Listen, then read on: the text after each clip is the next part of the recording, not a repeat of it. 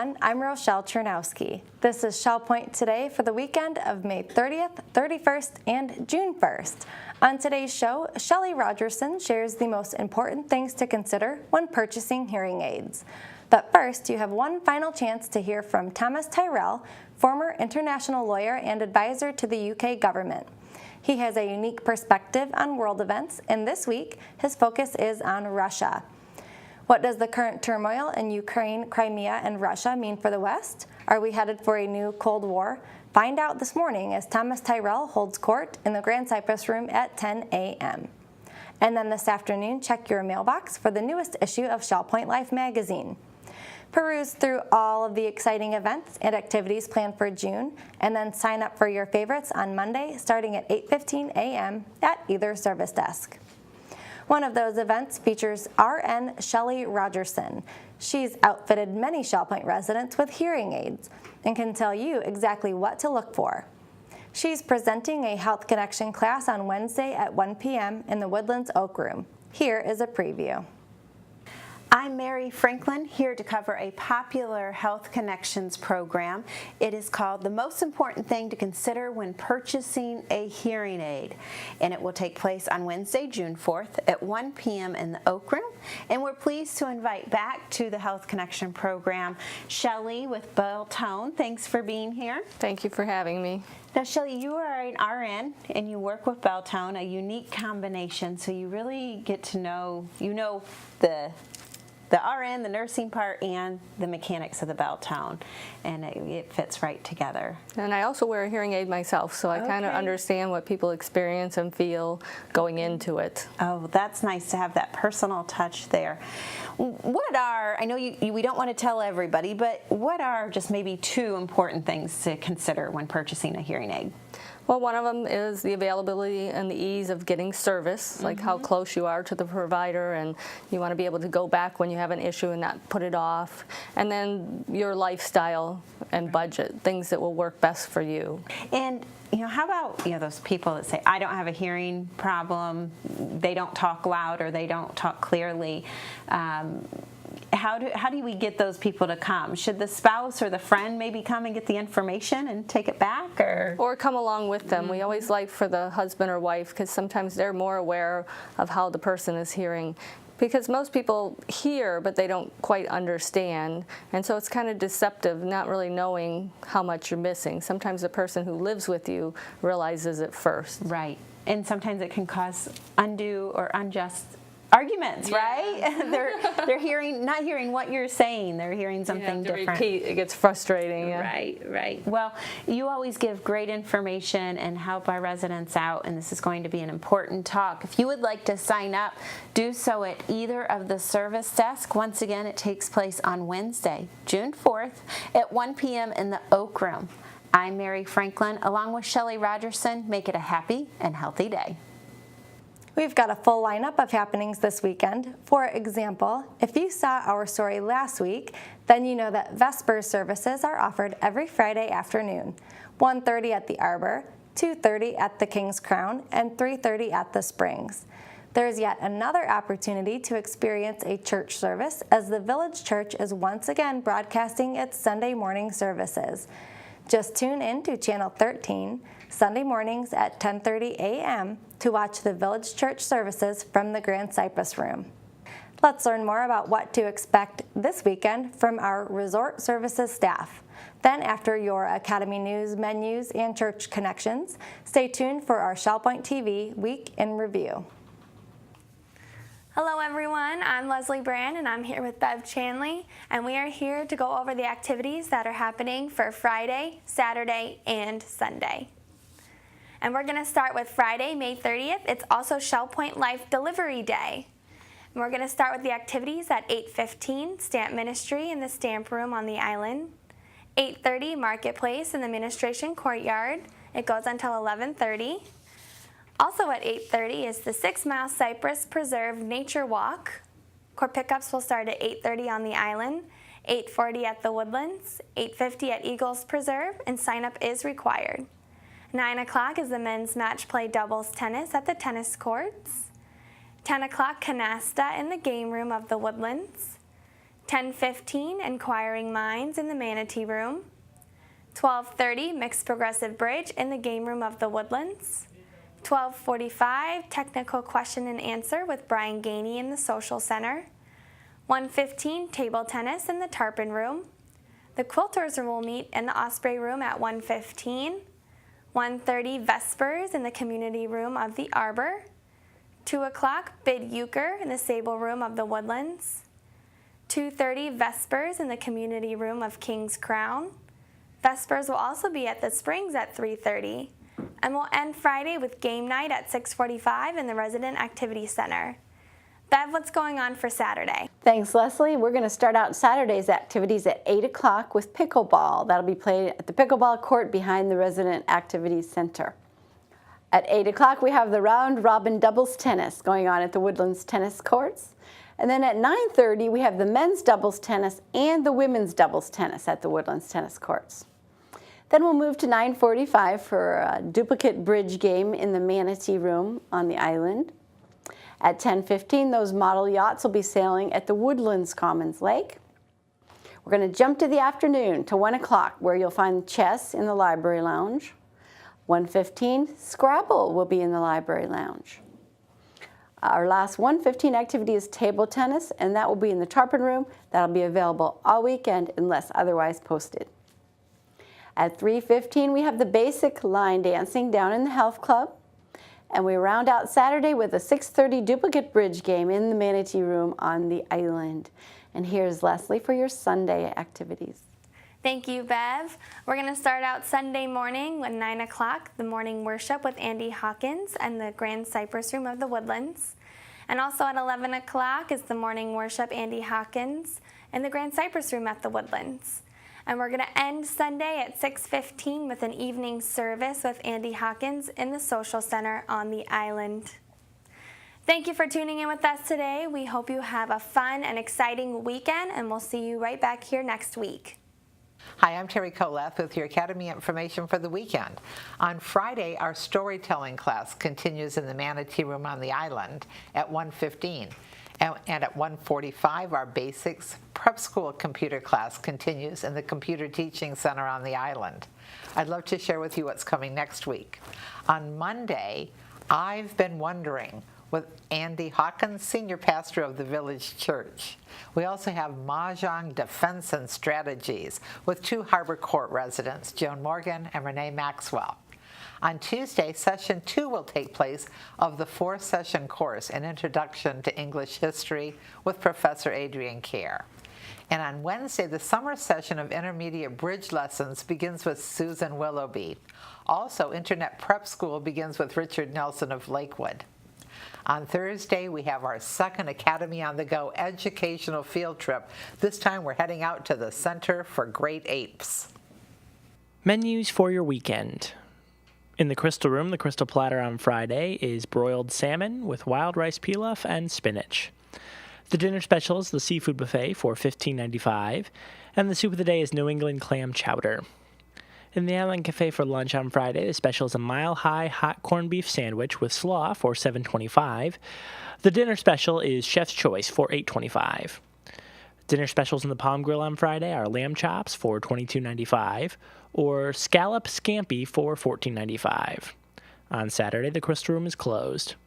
In the Island Cafe for lunch on Saturday, the special is an Italian sausage sub with onions, peppers, and onion rings for $7.25. The dinner special is roasted chicken with scalloped potatoes, peas, and carrots for $8.25. The dinner special on Saturday in the Palm Grill is prime rib for $19.95. On Sunday, the Crystal Room features its Sunday brunch for $17.50.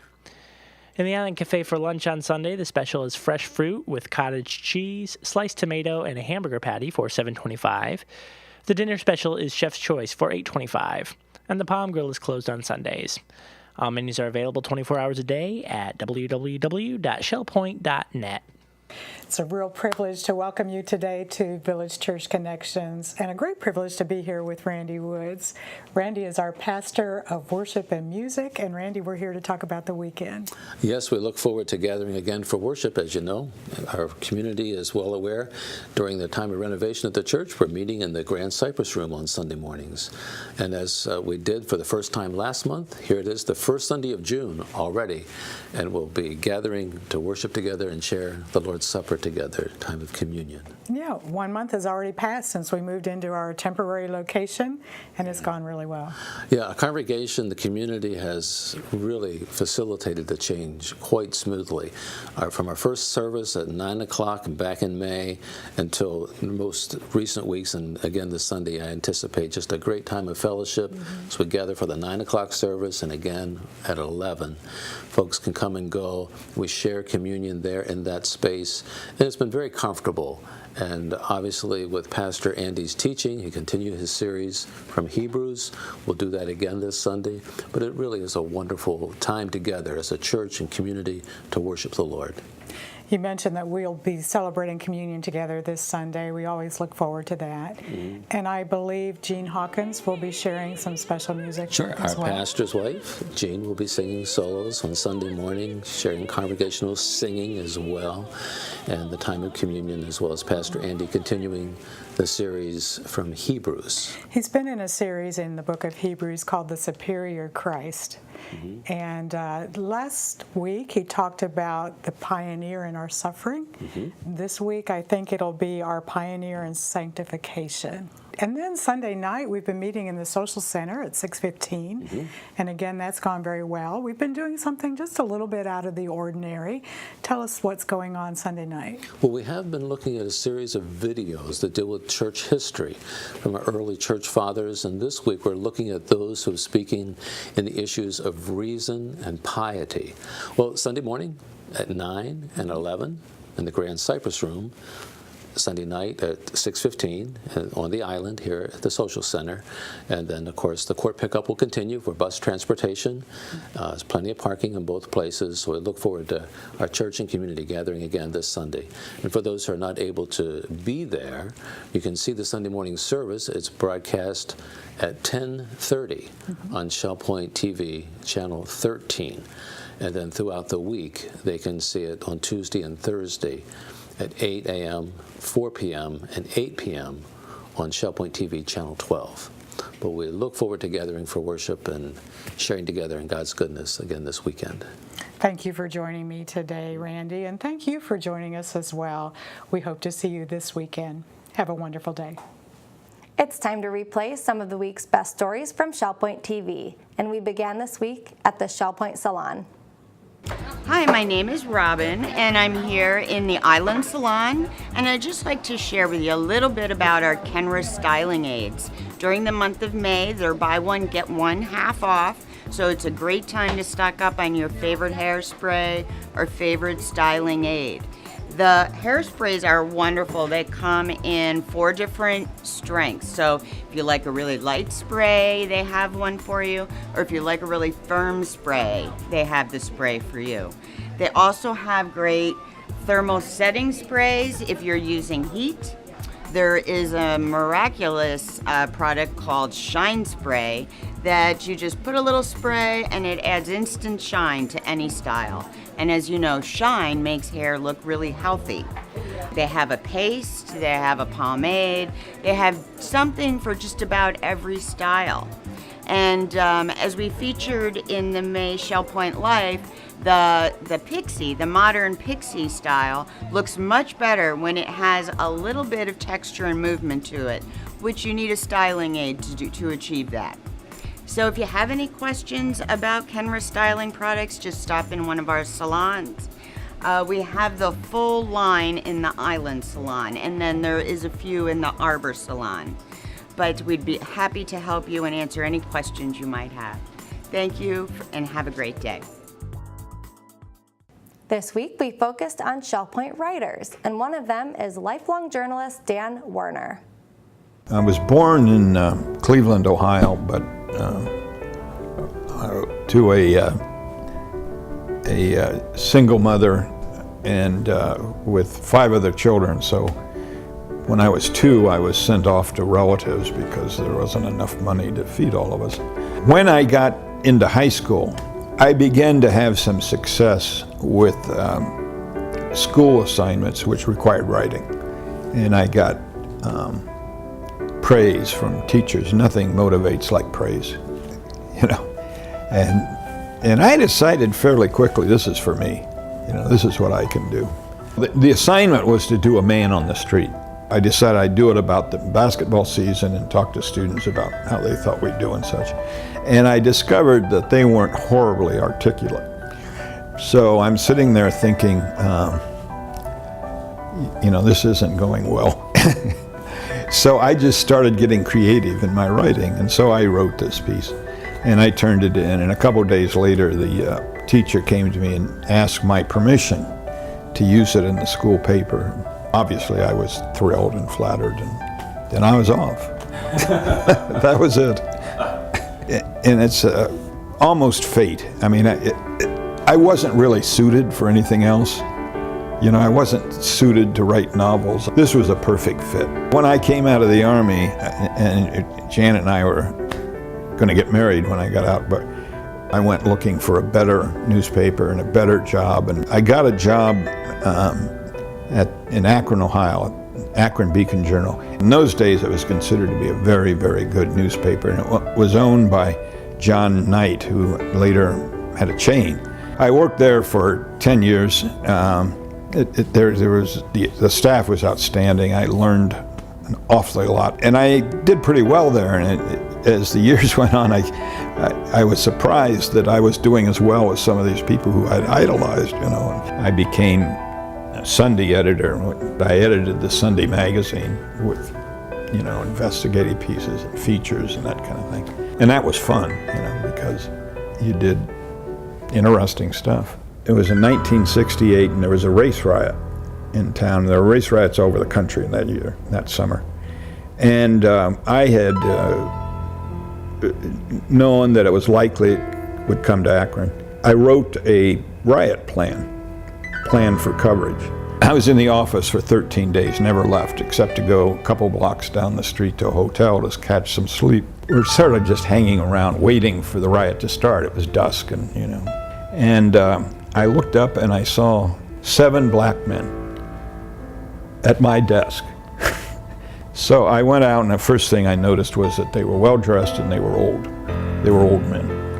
And I asked them what I could do, and they said they were the elders of the community, and they could stop this riot if we could convince the mayor to pull out the National Guard. And they said, if you can get the National Guard out of there, we can go down the streets and stop the riot. So, you know, that's not my job. You know? I mean, my job is to report the news. You know, you can do that with the mayor. And they said, no, he'd never listen to us. You know, we're nobodies. I called the mayor, and we had a meeting real quick. And long story short, after a bunch of back and forths, he agreed. And these guys left. The sheriff came up to me. He was furious. And he said, well, you want to go out into 5 Points with me? And that was where the riot central. And I said, sure. White van came screeching down the street, screeched to a halt. 2 black guys got out of it, went to the back door, opened it, pulled out sound equipment, and started a street dance. And the riot was over. I was a couple of 3 miles away from the office. The only way I could get there is walk back. So I walked back through all the black neighborhoods, and every couple blocks or so, some young man would come up to me and say, okay, man, we've been told to take care of you. And they did this all the way back to the office. And it was sort of amazing. It was in Lawrence, Massachusetts. The newspaper was the Eagle Tribune. It was a regional paper. It served this old industrial city plus a larger area in Massachusetts and an area in New Hampshire. And we were pretty well known because, frankly, of the New Hampshire primary. I got a call from the managing editor, who was second to me. They caught Willie Horton. And I'm not allowed to swear, right? And I said, who in the devil is Willie Horton? You know? And he says, well, he's the guy who 10 years ago murdered a 15-year-old kid, and these 3 guys came in and they robbed him and they murdered him and they stuffed his body in a trash can. And they were caught and they were sentenced to life in prison without parole. That was 10 years earlier, and Willie Horton was one of those. Lo and behold, we find out he's out of prison. And he had gone to Maryland, where he had captured a woman and her boyfriend, and there was this manhunt going on that we didn't really know about because it was in Maryland. And he was out on a weekend pass. Now, he's sentenced for first-degree murder to life without parole, and he's roaming the streets on a pass. Okay. Nobody knew that this was happening, that they were letting first-degree murders go out on the weekend. And we spent a year trying to find out how this came to be, why it came to be. This became an issue in the presidential campaign because George Bush did a video of revolving prison doors in Massachusetts and blamed Michael Dukakis for it. When we did this, we had no political intent.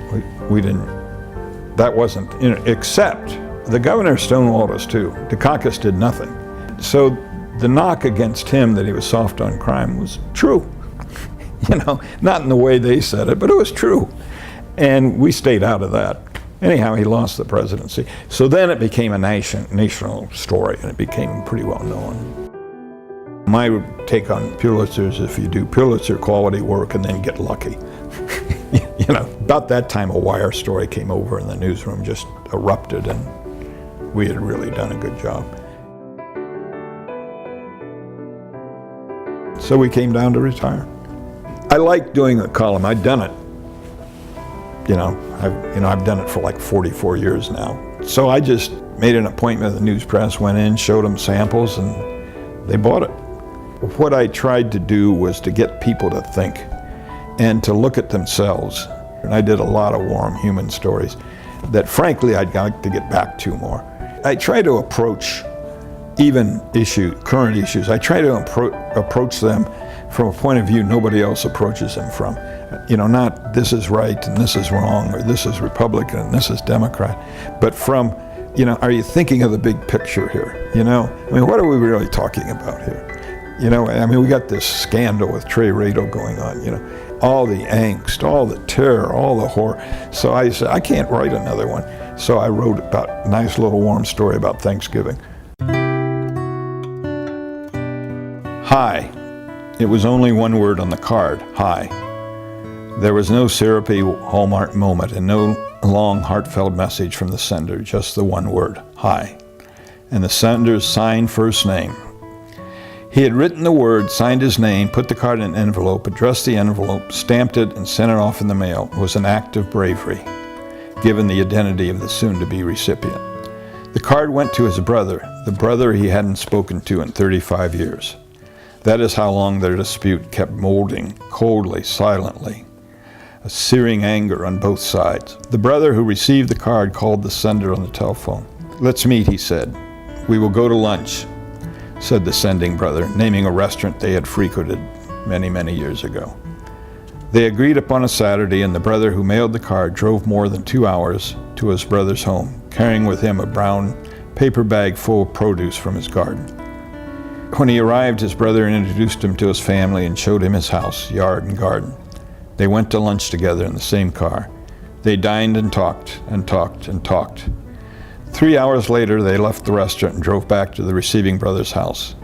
On the way, the sending brother raised the question both of them had avoided it in their long conversation. Do you remember, he asked, what started our fight? Because I don't. I don't either, said his brother. And even if I did, it wouldn't matter. They went back to the house. The brother who had lived there went to the garden and picked some produce for the other brother to take back, and they parted to meet again and again and again. Hi. It started with a hi and a hurting, melting heart. How many of us today need to say hi to someone? That's the kind of thing I like to do. As a columnist, one of my core beliefs is that you get back what you put out, and I found that in terms of reader reaction, but then I got to thinking in terms of everything in life. That's is what happens. And it's not just a bromide or something to be nice, it's true.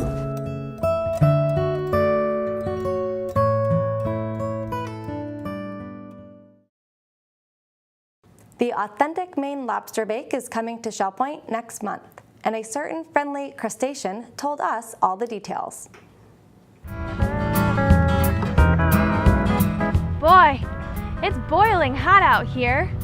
But you know what? I guess I'm used to boiling, because I'm a lobster.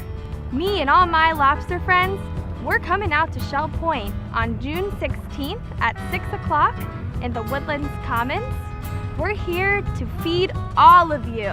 That'll help you really come out of your shell. But we won't just have lobster.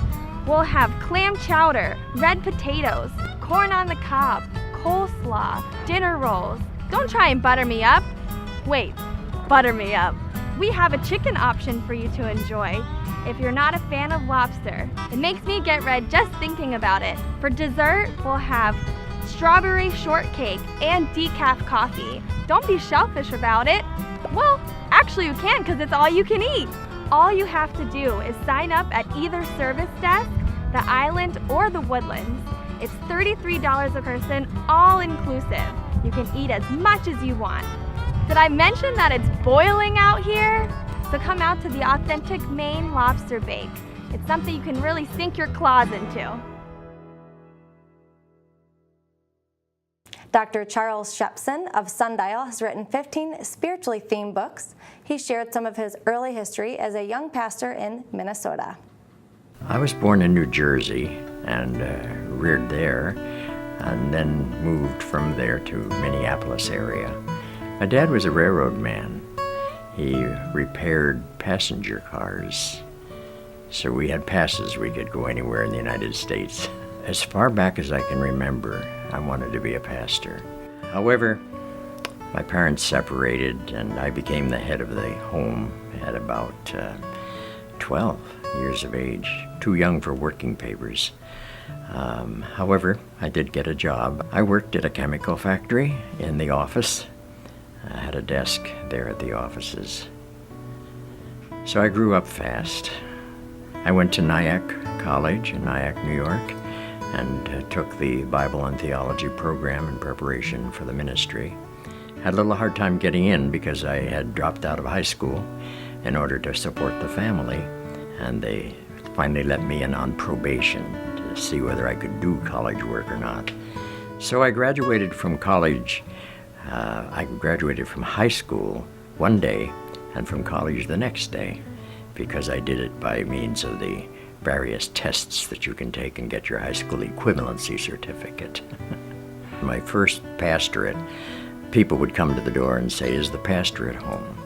And I would say, "I am the pastor." Or they would say, "Is your father in?" So it was a bit of a problem at first. The president of St. Paul Bible College approached me and asked if I would come and replace the man who taught pastoral methods and homiletics there. He had passed away and they needed somebody urgently. And I, by that time, had my master's degree from New York University. So they had me come, and then I kept on working toward my doctorate right while I was teaching. We had heard about the snow and how heavy it was and all, and how cold the winters were. And those things were true, but not the first year that we were there. We had a very mild winter the first year we were there, which was a delight to us. It was a good way to get acclimated. There was a young couple, his name Martin Paulette, and they were holding Bible studies in their home in a suburb of Minneapolis. And it grew to 15, 18, 20 people, and they decided, that little group, that they'd like to establish a church in that area. And so they wanted someone to come and preach for them, and I agreed to go Sunday mornings and evenings as just to be a part-time type pastor, just the preaching pastor, not there during the week because I was busy at the Bible college during the week. In the morning, we met at the Morris By Elementary School, and then for the evening services, we met at Peace Lutheran Church. We rented the church for the evening services. It was exciting. because during the time I was there, it grew to the extent that when we left only because they called their first full-time pastor, and we were already drawing up plans for their first building. So it was just exciting to see rather rapid growth there. One Sunday night, after the evening service, we locked up the church, went out into the parking lot, and were visiting with the remaining people in the rather dark parking lot.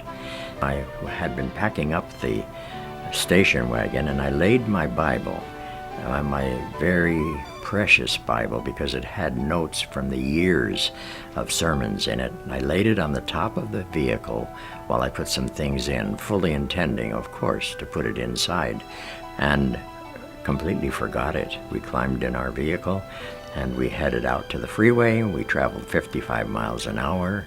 There were trucks, semis that passed us and rocked our own vehicle, and there were 2 rough patches of road and around corners, and finally we arrived at our home, and I stepped out, and there was the Bible on top. Hadn't moved an inch, and the open side of it was toward the front. The binding was toward the rear. It was catching all that wind, and it had never moved. And to this day, I envision an angel sitting on top of the car with his hand firmly on top of the Bible, keeping it in place until we got home. One of the best things that happened for me was that in that congregation, the Word of Life Church, was a couple by the name of Leon and Arliss Bowman. Arliss Bowman was on the marimba. Leon Bowman led the singing. For such a little church to have such talented musicians was wonderful, and it helped to draw people because they liked a good music program. Before ever going there, my wife and I had sat down together one day and said, you know, we don't have any close friends, really close. We have lots of friends, but no close friends. Wouldn't it be nice if there'd be a couple where he would become my best friend and she would become your best friend? And when there's something that you want, God encourages you to ask for it. And so we did. We put it on our prayer list. Lord, let us find the couple of our dreams. And when we went to that church, Leon and Arliss became for us the ones we had asked for. And now here it is 50 years later, and we are the best of friends. We traveled all through Europe together on a vacation. We've been to the Holy Land together. We went to South America together, and we became such good friends that we even drew up wills in which if anything happened to either couple, the other couple would take the children and rear them. So Leon and Arliss Bowman are now living here at Shell Point from Teledora here now. The Lord very specifically answered that prayer at the Word of Life Church. It kind of came out of the blue. In fact, the congregation had grown to the point where I knew hardly anyone anymore that had been there when I was there. So when his invitation came to come the first weekend of May for their 50th anniversary, I was startled to realize, was that really 50 years ago? I'm delighted with that. That's why we start churches, because we want them to be an ongoing blessing. It makes me feel really good talking about Word of Life. Pleased about that.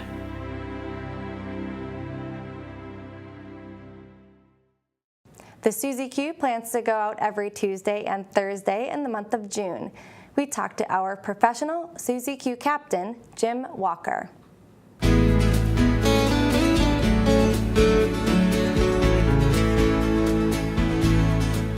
I'm Mary Franklin from Resort Services, and I am here today to introduce to you Captain Jim Walker, who will be captaining our very own Susie Q5.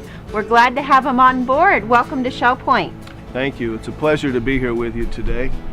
So Jim, tell us a little bit about yourself. Before, where were you born? Tell us all the good information. So I was born in New Orleans, and we moved to Pensacola, Florida when I was about 10 years old, and grew up there on the Gulf Coast. Been around the water most of my life, and was fortunate enough to have that experience, and it's led to a boating passion for me, and I'm very pleased and have the opportunity to work with you guys here on the Susie Q now. Yeah.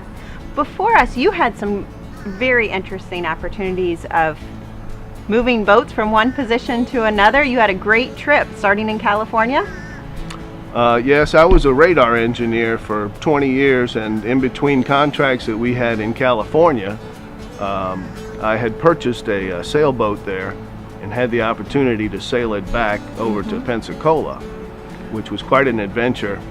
And I'm glad that I did it at that time, because the world has changed a lot, and things might not be so easy to go through the canal these days. Right.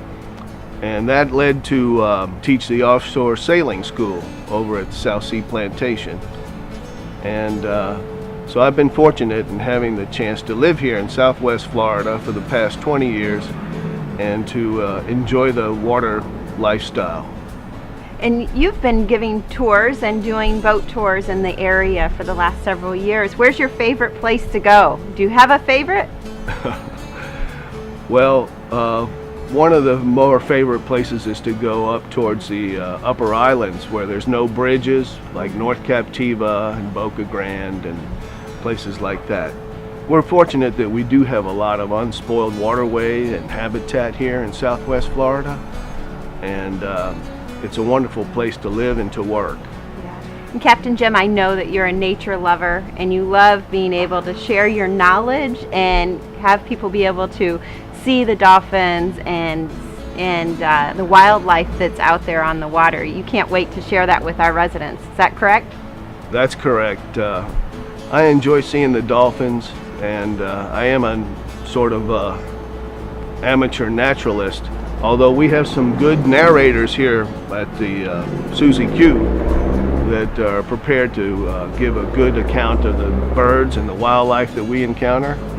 But the dolphins are always a special treat, and I enjoy seeing those. Fortunately, we have a lot of those in this area, and once they get to know the Susie Q boat and the signature of its engines and the depth sounder and everything, then they will feel more comfortable about coming alongside and sharing their activities with us. We're all looking forward to that.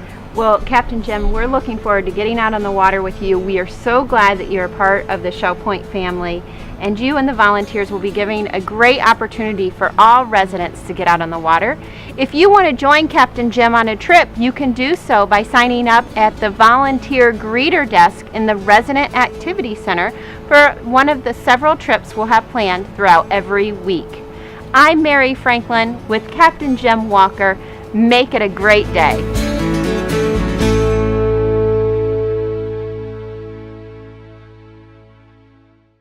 Mark Jacobs told us about the many improvements being made at the Shell Point Golf Club.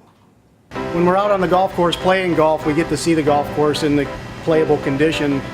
Today we're talking a little bit about what it takes to keep those conditions and what we're doing as a team to enhance the conditions as we move forward. The goal is to improve and increase the conditions of the golf course, so some of the steps that we're taking are increasing the amount of maintenance. This year we'll be gaining some new equipment to help us with those processes, as well as a little bit more closing time on the golf course so that we can make a bigger impact. Down the road, we hope to continually make incremental improvements on the golf course, from last year rebuilding the greens to doing some work this summer, laying out a detailed long-range plan of course projects as well as our equipment replacements. One of the things you'll see is a piece of equipment called the Big Daddy. It's a big fairway slicer, has big axe blades. They're about 6 inches deep, about 1 inch thick, and they penetrate the ground that full depth to help loosen up the golf course soil from all the compaction and traffic that happens during the golfing season. The big drum that's on that piece of equipment, when it's filled with water, it weighs 7,000 pounds, and that's what it takes to get it to penetrate into the ground with the amount of compaction that we have. The company is Aerification Plus. They've been coming here for about 4 or 5 years now, helping us with that. Tremendous piece of equipment, not something that we can have on site. On top of that, we have a large aerifier.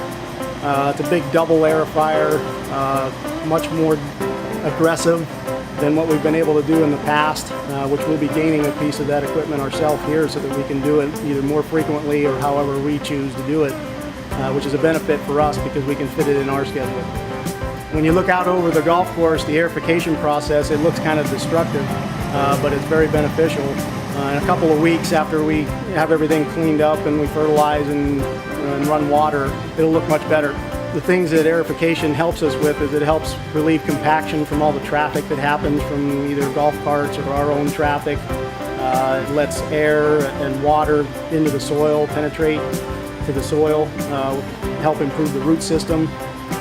That's our main goal, is what's underneath. Improving the root system helps what's on top be better. So the bigger impact that we can make to that and rejuvenate the soil helps invigorate our turf for the next season. Overall, the goal for all of this increased aerification and increased cultural practices is to help us elevate the status and the quality of the golf course over time. And as we go into looking forward to a new clubhouse on the horizon, the increased practices will help us elevate the status and the quality of the golf course as well.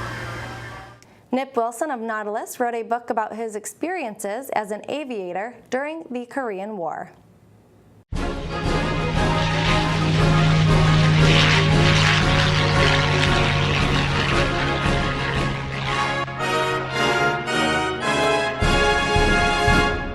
Well, Nip, tell us now, flying off an aircraft carrier is an activity fraught with peril. I'm sure you saw your share of close calls. On our whole cruise, we had no accidents at all. This is on the map. It was an Essex class carrier, in other words, a straight deck. The last one built, I think, was the Valley Forge, which is the one we used. Sometimes there wasn't any wind, so the captain went to flank speed, did the best he could. But with one of the airplanes I was in, wasn't quite fast enough, and I stalled going off the bow.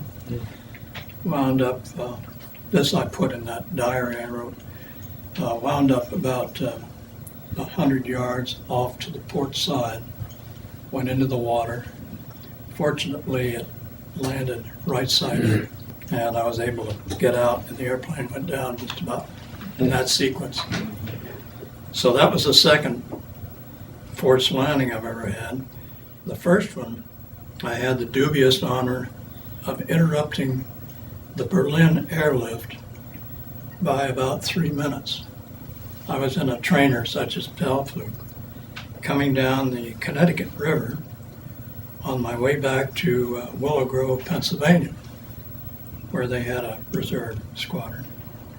And I was beginning to lose power, and I checked the oil pressure. Sure enough, gauge was going down.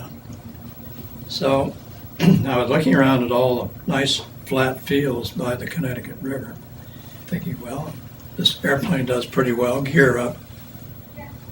And up ahead, I suddenly noticed the airport which is near Springfield, Westover Field, I think it is. And they were using it to stage Douglas DC-4s, which they're using for transports to take supplies into the city of Berlin. And I tried to call the tower, and the tower wouldn't listen to me, apparently. Mayday, mayday. No answer. But I kept going around, and suddenly the tower came on the air and said, all aircrafts, stay clear of the duty runway, we have an emergency. So I thought to myself, well, the character could have at least responded to my call. So I came around at about 4,000 feet, going around the tower, went down wind, dropped the gear and flaps, came in, did a wheel landing, and there was a cross runway. So I landed on the wheels and had just enough speed to get off on this other runway. Off went the Berlin air. How about that? So you sent them on their way, huh? That wasn't a very patriotic thing to do. It wasn't my fault. I think we know your favorite airplane probably too. Tell us a little bit about it. Well, of course, it was very similar to the P-47. Had the same engine, an R-2800. And it was changed dramatically from our reserve squadron because they added about 300 or 400 horsepower to the airplane. perhaps the airplane I had the most fun with, they stopped building. It was built by the Mooney Aircraft Corporation. And you could almost reach out and touch the wingtips. It had retractable gear, just sort of like an emergency gear and an emergency stick in a car. But you pulled up, the gear came up. It had little flaps about this long. You talk about the Mite? Is that the Mooney Mite? Mooney Yeah, Mite. exactly. Know what you're talking about. About 65 horsepower, would cruise around 90 miles an hour or something. So it was a fun airplane, but I had experience in a lot of the Navy's airplanes. The one that I enjoyed, was most comfortable flying, was the F-86, I guess it was, that the Air Force used over Korea. The Navy had some of those after the war. And air conditioning, quiet, just went along, lifted off, and you could, very maneuverable. So that was a delightful airplane.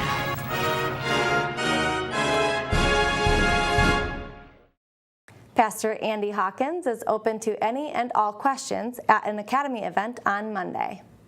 Hi, everyone. I'm here today with a special guest, Andy Hawkins, senior pastor of our own village church, and we're talking about a program in the Academy of Lifelong Learning. Thank you for joining me, Pastor Andy. It's my pleasure. It's so wonderful to have you come here and offer to teach in the Academy. We appreciate it very much. Oh, I plan to be regular in it. Super. Now, this one is so intriguing. I've been wondering, and who has not been wondering, when it comes to faith and the Bible, and this is just a wonderful opportunity. Have you done it before? How did you come up with this? Well, it's interesting. I used to do things like this back in my previous church and congregation in Morgantown, West Virginia, and there was a period of time in which, when I was the college church pastor, we actually planted a college church, a church of college students. About once a semester, we would have an occasion in which students would just ask questions, and so the sermon time was essentially me taking the Bible and responding to whatever questions students had to ask, and we actually called it Stump the Chump at the time, and so that was how this all kind of got started, and I've done it in various contexts from time to time. I can imagine in this context with our residents, we're all going to learn something so much from every question as well as from your answer. That's right. We have a lot of thoughtful people with a lot of years of experience, and isn't it wonderful that we can still wonder when it comes to faith? Absolutely. We're all on a journey of one sort or another, and we're all wrestling with certain aspects of who God is and what that means for us on a day-to-day basis. And obviously some of those questions that people have might be more theological or academic, and some of them might be very practical, facing the realities of living in a world that is distressed and disjointed and not functioning the way it should. How are we supposed to understand where is God and all that? All those kinds of questions. And Pastor Andy, it's not wrong to wonder, is it? Absolutely not. It's not wrong to question. No, it has to. You have to do it. In fact, the only way you know that you're alive is if you have questions. I think. Right. Yeah. If you don't know everything, if you think you know everything, I think you're mistaken. Right. And so we all have questions. I have admired how you've taught from the Scripture in the church services since you've been here. And I also admire how you can take a question or a concept, and I've seen you do this, and go right to biblical reference. That's fabulous, and what a gift for us. And that's probably part of what you're going to be doing. Well, I'm convinced that the Bible does have answers to honest questions about pretty much every aspect of life. That's not to say that it's sort of a recipe book for this or that, but there are some fundamental principles to understand in the Scriptures that help us navigate our way through the things that the maze of life that we find ourselves in. And so people do have questions. I do believe the Bible does communicate God's truth in a way that will enable us to find understanding and meaning and purpose. That's fabulous. The miracle of something written so long ago. Oh, yeah. The Word speaking to us today in a meaningful way. Well, how's it actually going to go? I know you've already started getting some questions, and do you think that'll fill up the whole time, or should we maybe ask some questions while we're there? Well, I think that probably those questions will fill up the time when people submit them. And by the way, we're still having people submit them, and they can send them to my email address at the Village Church, for instance. Super. And so we're still receiving questions. Usually, in the time we have available, I'll make sure that we cover as many as we can in a reasonable way. But I think we'll probably use up most of that time in that regard. And there are already a wide range of questions. Some about interpretation of biblical texts. Some about larger questions of who God is and why we should believe in Him. That kind of thing. So there's some wide-ranging territory covered in this class. I can't wait to hear your responses. Well, I encourage everyone, come out. For I've been wondering, come ready with an open mind and an open heart to not hear only the questions, but Pastor Andy's responses from the Bible. Wally Kane of Palm Acres wrote a young adult novel based on his experiences on a trip through the Amazon rainforest. Born in western Nebraska and raised in Yonkers, New York, and went from there to Princeton and Harvard Law School. I was a patent lawyer in my other life. When we moved to Sanibel, I took early retirement, and we moved to Sanibel, and Sanibel is just wildlife. They call themselves habitat, and we got interested in conservation, worked with the Sanibel Captiva Conservation Foundation, got interested in politics, and I was mayor 2 times, and all that through that period we worked with the Conservation Foundation with nature and wildlife foremost. If you protect the land and the habitat, the nature will respond. We're regular travelers, used to take a good trip every year, and we found out about elder hostel and a trip to the Amazon, conducted by faculty of University of California, Davis, and they were interested in a creature, the pink dolphin, and another creature, the giant otter. Well, he's definitely a dolphin. He looks something like the dolphins that we see in our canals, except that he's as pink as bubble gum, and he has a long snout and inhabits South American waters. The creature is rare, threatened, but there are examples, and he has not been hunted to extinction, among other reasons, because he's sort of sacred to the natives, and they don't want to eat him.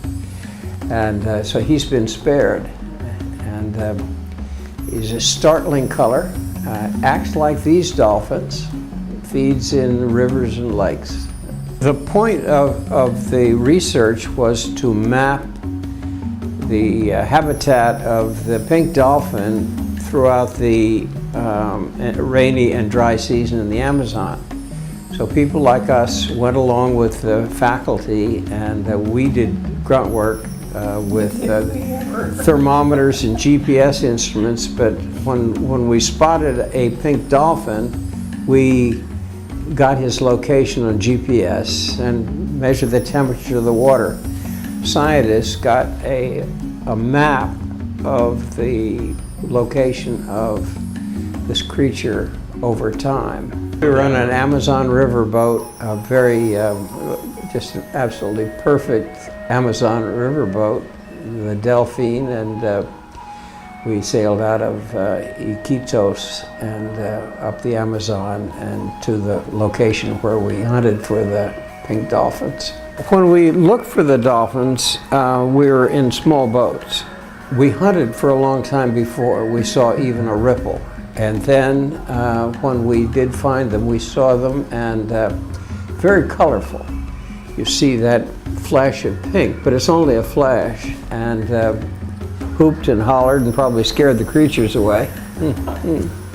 We have countless photographs that are just ripples in the water where the Pink Dolphin used to be. It was just very exciting. We had the sense of doing something. I was very excited about it. It turned out to be a wonderful experience. It really did.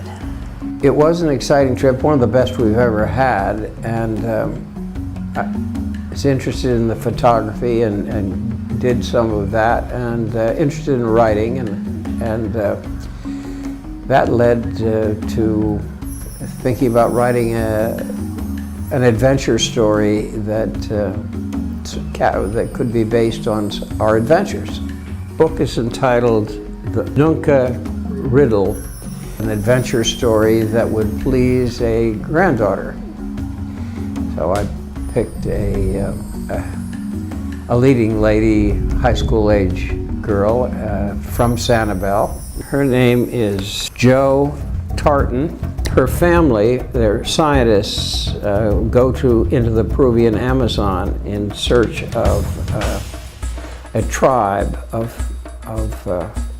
people living there, a secret that they're known to have. They're free of malaria and free of many diseases, and the scientists go to that part of the world to find how they avoid malaria and so forth. And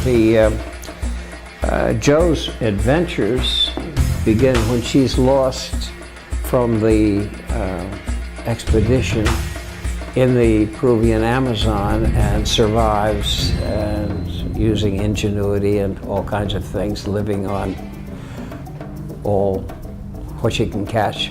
The sequel is The Red Column, and that's about a family's return to this area. The sequel is a story of her family's capture and escape from these guerrillas.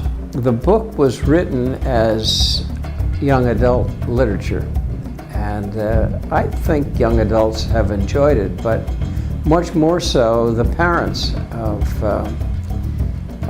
young men and women, because it's a kind of a clean-cut adventure story. That was a first attempt at a novel. I've written short stories, and before that, professional writing in lawyer's writing, which is quite different, and interested. I retired to write and paint, and retired to Sanibel, and this was, after a detour in politics, this was the first effort at writing. Every day, a few hours a day, work at that keyboard and say I'm done.